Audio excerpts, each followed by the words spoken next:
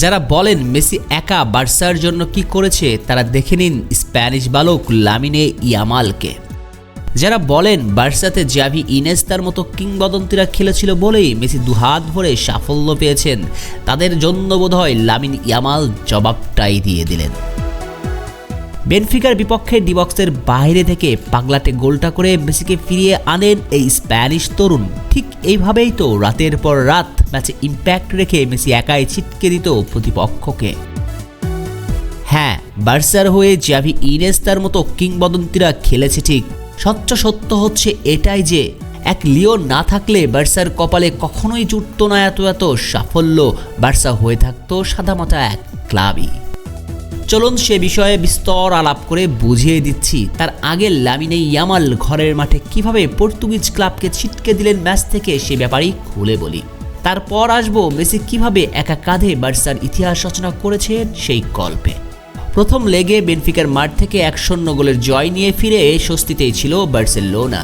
তবে এদিন ঘরের মাঠে ম্যাচ শুরু থেকেই হ্যান্সি ফ্লিকের ছেলেদের চোখ রাঙানি দিতে থাকে বেনফিকা।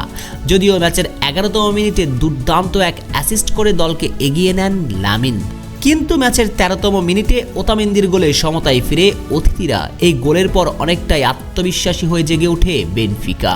বার্সার সঙ্গে টেক্কা দিয়ে ম্যাচের নিয়ন্ত্রণ নিতে শুরু করে পর্তুগিজ ক্লাবটি। বার্সা পড়ে যায় চাপে, কিন্তু তখনই নতুজান হয়ে পড়া টিমটাকে একা কাঁধে জাগিয়ে তুললেন লামিন।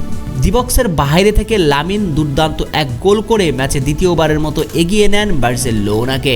সেটাই হয়ে যায় ম্যাচের টার্নিং পয়েন্ট। পুরো দল উজ্জীবিত হয়ে পড়ে। শেষ পর্যন্ত বার্সা ম্যাচটা পকেটে পড়ে 3-1 গোলের ব্যবধানে। এখন কথা হচ্ছে ম্যাচের এই ফলাফলটা দেখে যে কেউ বলবে বার্সা অনায়াসে ম্যাচটা জিতেছে, কিন্তু বাস্তবতা কি তাই?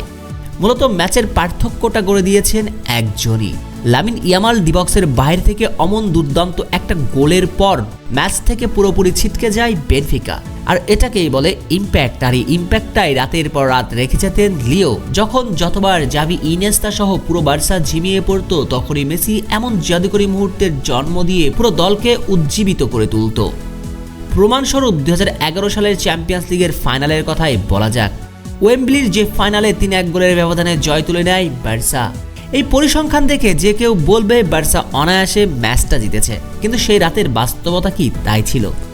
যদিও ম্যাচে প্রথমবারের মতো লিড নিয়েছিল বার্সা, কিন্তু এরপর ওয়েন রুনি বার্সার ডিফেন্সকে চোখে ধাঁধা লাগিয়ে সমতায় ফেরায় ম্যান ইউকে। তাতেই ফেটে পড়ে ওয়েম্বলির গগনবিদানের চিৎকার নতুজান কাতালানরা। কিছু সময়ের জন্য হারিয়ে গিয়েছিল পুরো বার্সেলোনা, কিন্তু বিরতি থেকে ফেরার পর লিওনেল মেসি একটা মহাকাব্যিক গোল করলেন। তাতে থমকে গেল পুরো ওয়েম্বলি। এরপরে জেগে ওঠে বার্সা।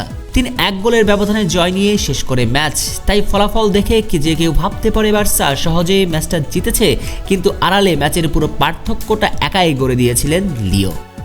এভাবেই রাতের পর রাত বার্সাকে একাই ম্যাচ জিতিয়েছেন জাদুকর। আর এই এক মেসির কল্যাণেই রচিত হয়েছিল বার্সার সোনালী ইতিহাস। আপনি স্বীকার না করলেও এটাই বাস্তবতা। আজকের বার্সা হতে পেরেছে মেসির কল্যাণেই। মেসি ছাড়া বার্সা বড্ড সাদামাটা।